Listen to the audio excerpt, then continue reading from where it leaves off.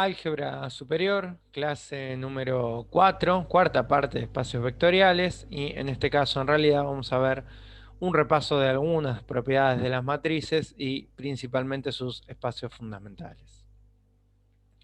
Muy bien, tomamos una matriz de m por n, no necesariamente cuadrada, definimos espacio nulo de la matriz A al conjunto de todos los vectores, tales que al operarlos con la matriz me da como resultado el vector nulo.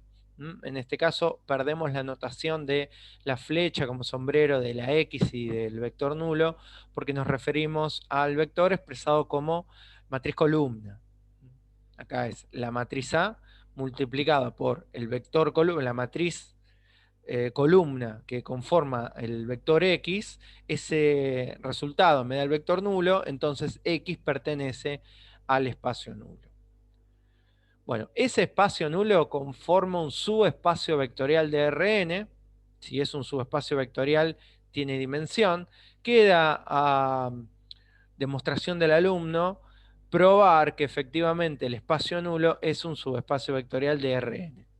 Bueno, ese subespacio vectorial que posee dimensión, entonces me permite definir a la nulidad de la matriz. Entonces la nulidad es la dimensión del espacio nulo. Esto es la letra griega nu.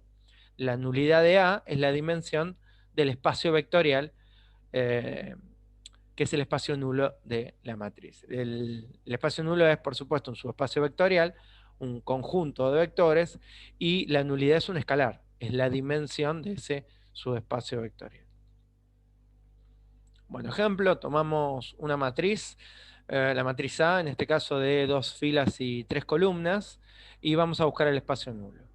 Un vector de R3 pertenece al espacio nulo de la matriz A, si ocurre que al operarlo con la matriz me da el vector nulo. Ojo acá las dimensiones, ¿no? Los tamaños de las operaciones y de los resultados. Esto es una matriz de 2 por 3, así que se opera con un vector columna de 3 filas y se obtiene un vector columna de 2 filas. Bueno, si nosotros trabajamos esto de manera matricial, podemos expresar la matriz de coeficientes, que es esta matriz que está acá, esta matriz de coeficientes, como un sistema homogéneo. Yo quiero saber cuál es el X, el Y y el Z, tal que multiplicado por estos coeficientes, estoy diciendo esto, si nosotros expresamos esto en términos de sistemas de ecuaciones, queda 1 por X más 2 por Y menos 1 por Z igual a 0, 2 por X menos 1 por Y más 3 por Z igual a 0, y eso me queda como matriz de coeficientes precisamente la misma que tengo acá, ¿no? Lógicamente. Esto es un sistema de ecuaciones expresado en forma matricial. Como el sistema es homogéneo, no me hace falta poner acá la línea que se suele poner separando la matriz de coeficientes de la matriz ampliada, que son los coeficientes con la columna de resultados. Puedo trabajar directamente con la matriz de coeficientes. Entonces, este sistema hay que resolverlo. Lo que voy a hacer en este caso es pivotear en este 1. Pivoteamos, hacemos ceros, dejamos la fila del pivot como está, operamos los elementos que me quedan. Ahora el menos 5 podría pivotear, pero para hacer un pivoteo más cómodo, divido la segunda fila por menos 5. Voy a pivotear en el 1 ahora de la segunda columna y llegamos a esta expresión de donde puedo rearmar el sistema y que me quede que x más z es 0 y que y menos z es igual a 0, ¿no? Repasar, si es necesario, de álgebra de segundo, sistemas de ecuaciones lineales y operaciones entre matrices, ¿no? Bueno, expresamos de las 3 variables que tenemos, tratamos de expresar o de reducir este sistema a la menor cantidad de variables posible. Podemos expresar a x en función de z y a y en función de z para que el vector columna genérico x, y y z del cual yo había partido se pueda expresar como, dado que x es menos z en vez de x menos z, dado que y es z en lugar de y es z, y z es z. Entonces, todos los elementos, porque x, y y z era un vector columna genérico, se tienen que poder escribir como algún valor de z, que es mi grado de libertad, yo puedo elegir el valor de z, y tiene que respetar esta estructura, ¿no? Por ejemplo, el vector, si z es 2, menos 2, 2, 2, está en el espacio nulo. El vector menos raíz de 2, raíz de 2, raíz de 2, está en el espacio nulo. El vector pi menos pi está en el espacio nulo.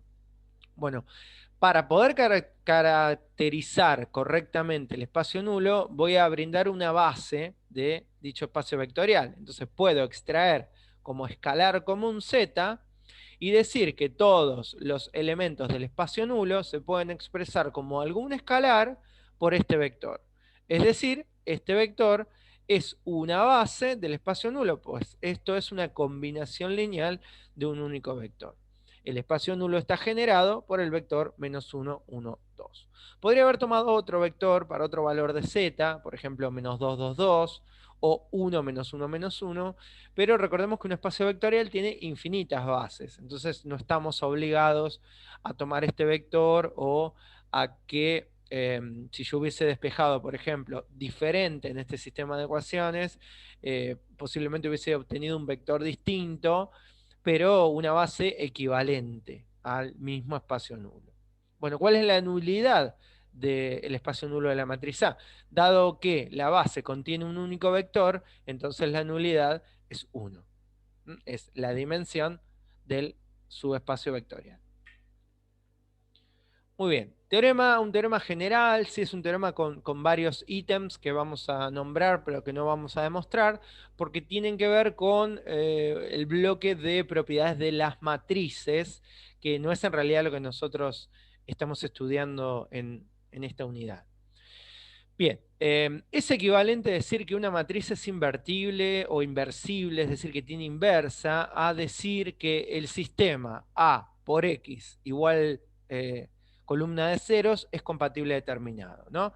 Si yo planteo un sistema homogéneo, ese sistema es homogéneo, ese sistema homogéneo es compatible determinado, si solamente si A es una matriz invertible. Entonces estas dos cosas son equivalentes. Si yo tomo una matriz que sé que es inversible, entonces sé que el sistema homogéneo será compatible determinado y viceversa. Bueno, también equivalen a decir que el sistema A por X igual a B, donde B es una columna de resultados, es compatible determinado para cualquier vector B que yo elija. Si yo elijo diferentes vectores B, ¿no? No sé, 1, 1, 1, 1, 1, 1, 2, 1, sin importar cuál sea la columna de resultados B, el sistema es siempre compatible determinado, entonces A es inversible. Bueno, A es una matriz equivalente a la matriz identidad de orden adecuado. Recordemos que dos matrices son equivalentes si se puede obtener una a partir de la otra operando con lo que se llamaban operaciones elementales entre filas y columnas. Si yo, por ejemplo, pivoteo la matriz A o empiezo a operar a la fila 1, le sumo dos veces la fila 2, a la fila 3 le resto la fila 1, esas operaciones que se hacían entre filas y columnas o entre renglones, se dicen a veces, me permite obtener una matriz equivalente. Entonces, si yo la matriz A la pivoteo y obtengo la identidad, eso quiere decir que la matriz A es inversible. Bueno, A tiene tantos pivotes como filas y como columnas. Recordemos que la cantidad de pivotes equivale al rango de la matriz. Los pivotes eran, en su forma escalonada, los elementos que son diferentes de cero. Y los pivotes pueden ser uno y solamente uno por fila y uno y solamente uno por columna. Al pivotear la matriz A o al escalonar la matriz A, tengo que obtener tantos pivotes como cantidad de filas tenga o tantos pivotes como cantidad de columnas tenga. Fíjense que estamos hablando de matrices cuadradas, acá no hice la aclaración, pero nos estamos refiriendo a matrices cuadradas. Si yo tengo una matriz de orden 3×3, entonces para que esa matriz sea inversible tendría que tener 3 pivotes. Si la matriz es de 5×5, tendría que tener 5 pivotes. Y si la matriz tiene 5 pivotes y es de 5×5, entonces es inversible. Esto va y viene. Son todos sí, solamente sí. Bueno, las filas de A son vectores linealmente independientes. Si yo tomo la matriz A y separo todas las filas y con eso armo un sistema de ecuación, un conjunto de vectores, ese conjunto de vectores formados por las filas de la matriz es linealmente independiente. Si eso ocurre, la matriz es inversible. Y si es inversible, las filas pensadas como vectores tienen que ser linealmente independientes. Lo mismo con las columnas. Si la matriz es inversible, las columnas son linealmente independientes. Y si las columnas son linealmente independientes, la matriz es inversible. Bien, A tiene nulidad 0. Si la matriz es inversible, entonces el espacio nulo está conformado únicamente por un vector, que es el vector nulo. Si el espacio nulo de la matriz no es solamente el vector nulo, la matriz no es inversible. Y si, por supuesto, tiene nulidad 0, es inversible. Muy bien, repaso, ¿no? De teoremas que nos van a ayudar en varios casos a resolver los ejercicios. Definimos imagen de una matriz, tomamos una matriz nuevamente no necesariamente cuadrada, vamos a definir al conjunto imagen de la matriz, a todos los vectores tales que se pueden obtener como operación con la matriz. Ojo acá, si la matriz es de M por N, la columna de resultado de la operación pertenece a Rm. En el ejemplo 1 que habíamos hecho recién, la matriz que era de 2 por 3 se operaba con un vector columna de 3 elementos y el elemento resultado era de 2 elementos. ¿Sí? Acá U pertenece al espacio vectorial Rm. Bueno, todos los U que se pueden obtener a partir de operarse con la matriz conforman el conjunto imagen. En realidad el subespacio imagen. Definimos rango de la matriz. Rango de la matriz es la dimensión del conjunto imagen o del subespacio vectorial imagen. Ese subespacio vectorial, o sea, ese conjunto de vectores que es la imagen, es un subespacio vectorial. Esto también les queda a ustedes para demostrar que la imagen de una matriz es un subespacio vectorial de Rm. Bien, esa dimensión, la dimensión de la imagen, es lo que se llama rango de la matriz, y se nota ρ de A, la letra griega ρ de A es la dimensión de la imagen. Por supuesto que la imagen es un subespacio vectorial, un conjunto infinito de vectores, y el rango es un escalar, la dimensión de ese espacio vectorial. Definimos también espacio fila y espacio columna, que son definiciones sencillas. Si yo tomo una matriz y pienso a las filas de la matriz como vectores, esos vectores son generadores de algo, no necesariamente son base, pero sí son generadores por el teorema de subespacio vectorial generado. Entonces, el subespacio vectorial generado por las filas es lo que se denomina espacio fila, ¿no? Generado por la fila 1, la fila 2, la fila 3. Ojo que, repito, ¿no? Esto no necesariamente va a ser base, porque las filas no necesariamente tendrán que ser linealmente independientes. Si lo son, bueno, también serán base, pero si no, eh, son generadores, pero habrá que buscar una base del subespacio vectorial fila. Bueno, lógicamente el subespacio columna es el que se forma si yo tomo las columnas de la matriz, las considero como vectores y busco cuál es el subespacio vectorial que generan las columnas. Si en este caso la matriz era de M por N, así que tiene M filas y N columnas. Bien, estos subespacios también tendrán dimensiones, por supuesto, que dependerá de la cantidad de vectores linealmente independientes que tienen, que se pueden generar, ¿no? La cantidad de vectores que tiene la base de cada uno de estos subespacios. Bueno, teoremas varios también, nuevamente, que nos van a ayudar a resolver la práctica y que tenemos que saber, que recordar. Para toda matriz, el espacio columna es igual al espacio imagen. ¿Sí? Definimos espacio columna formado por las columnas de la matriz y definimos subespacio imagen. Bueno, esos dos subespacios son iguales, son siempre el mismo subespacio. El que generan las columnas es el subespacio imagen. Si me piden buscar el subespacio imagen de una matriz, bien podría buscar cuál es el subespacio generado por las columnas y contestar a partir de ahí. Toda matriz verifica que la dimensión del subespacio columna es igual a la dimensión del subespacio fila y es igual al rango de la matriz. ¿Sí? El primero y el último son fáciles de probar por el teorema previo, ¿no? Si el subespacio columna y el subespacio imagen son el mismo, lógicamente tendrán la misma dimensión. Lo que me aporta relevante este teoremita es que la dimensión de una matriz o el rango de la matriz lo puedo calcular por filas o por columnas. dado que la dimensión de las columnas es la misma que el de las filas, y que eso es el rango de la matriz se puede calcular por filas o por columnas. Dos matrices equivalentes, recuerden que matrices equivalentes son que se obtiene una a partir de la otra con operaciones elementales entre filas y columnas. Tienen siempre el mismo rango. Dos matrices equivalentes tienen el mismo rango. El rango de una matriz coincide con la cantidad máxima de pivotes. A veces esto se usa para definir también. Si yo tomo una matriz, la escalono, cuento los pivotes, eso es el rango. Y por lo tanto tendrá que coincidir con la dimensión del espacio fila y con la dimensión del espacio columna y con la dimensión de la imagen. Toda matriz de M por N verifica que este es un teorema importantísimo, es lo que se suele llamar el teorema de las dimensiones. La nulidad de la matriz más el rango de la matriz coincide con la cantidad de columnas que tiene la matriz. Siempre, toda matriz.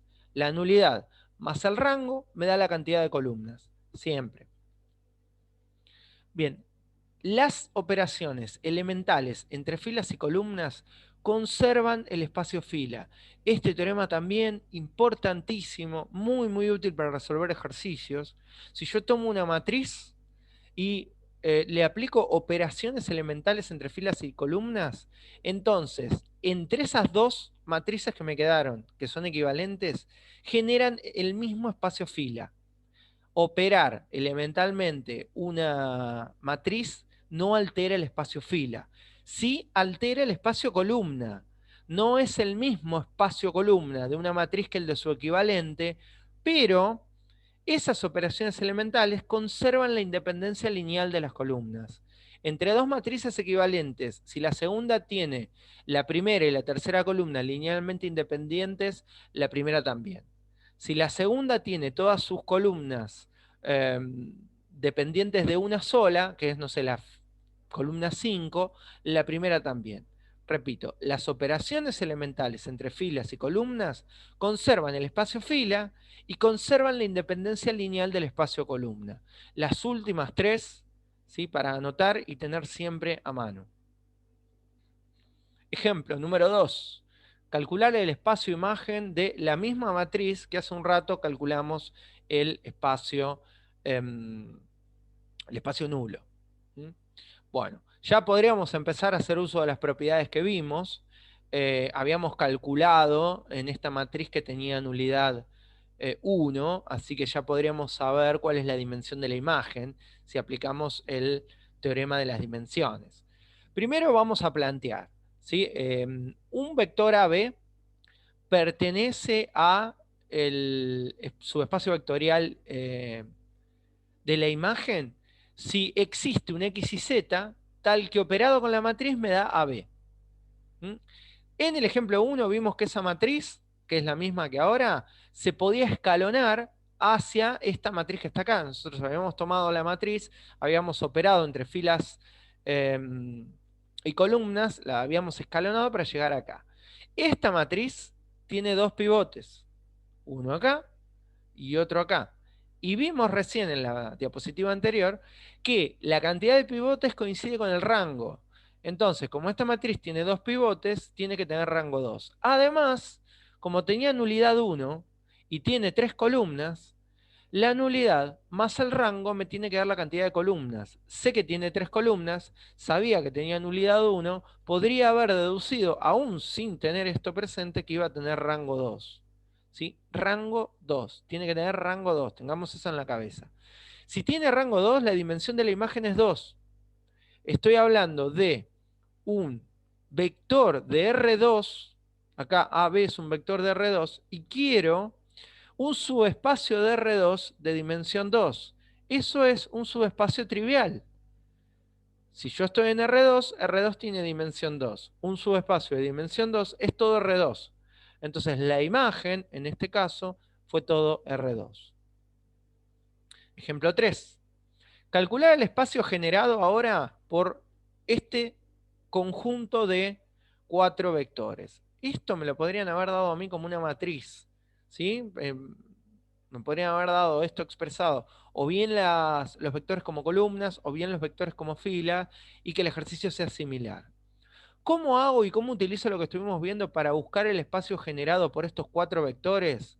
Bueno, los pongo como filas de una matriz. ¿Por qué como filas? Porque el teorema previo me decía que las operaciones elementales entre filas y columnas conservan el espacio fila. Entonces, estas 4 filas, si yo ahora pivoteo la matriz, me paro en el 1, hago todos ceros, hago las operaciones pertinentes, fila 2, fila 4 quedaron iguales, así que las puedo restar. Me quedaron 2 pivotes. Esta matriz tiene rango 2, o lo importante, mejor dicho, es que estas 4 filas generan lo mismo que estas 4 filas y que generan lo mismo que estas 4 filas. Incluso podría achicar la segunda fila, dividirla por 2, si es que quisiese, si no, no. Pero de estos 4 vectores que me quedaron acá pensados como filas, los únicos que son linealmente independientes son los primeros 2, que son los que contienen los pivotes, porque los otros son vectores nulos. Entonces me quedo con los 2 LI y esos 2 vectores, que son los linealmente independientes, son la base de lo que genera H. Vamos al ejercicio anterior, antes de que alguno me pregunte, o se pregunte, mejor dicho, bueno, ¿qué pasa si no me daba R2? Si yo efectivamente tenía que hallar la base de la imagen. Bueno, la base de la imagen es la misma base que lo que generan las columnas. Entonces podría tomar la matriz, transponerla, poner las columnas como filas y escalonarla. Si yo escalono la matriz, lo que me queda, los vectores que me quedan, son efectivamente los que generan la imagen. O también lo que podría hacer es usar el teorema anterior, ya que la matriz está escalonada como columnas, y lo que me dice es que cuando opero esta matriz, la matriz equivalente no conserva el espacio columna, pero sí conserva la independencia lineal de las columnas. Acá en esta matriz, la escalonada, la fila 1 y la fila 2, que son las que contienen, perdón, la columna 1 y la columna 2, que son las que contienen los pivotes, son linealmente independientes. La tercera no. Entonces, en esta matriz, las columnas linealmente independientes son la primera y la segunda. Entonces me vuelvo a la matriz original y las mismas columnas son linealmente independientes, la 1 y la 2. Entonces podría tomar la fila 1 y la fila 2 como base de su espacio vectorial columna, que es el mismo que el de la imagen.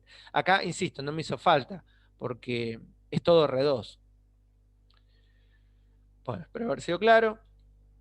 Quedan para resolver los ejercicios del trabajo práctico número 1 del punto 19 al punto 20. En realidad son ejercicios con matrices que lo que pide es calcular el espacio nulo, el conjunto imagen, calcular la nulidad, calcular el rango y bueno, todo lo que se repasó en esta clase, ¿no? Estos conceptos de operaciones con matrices de álgebra de segundo.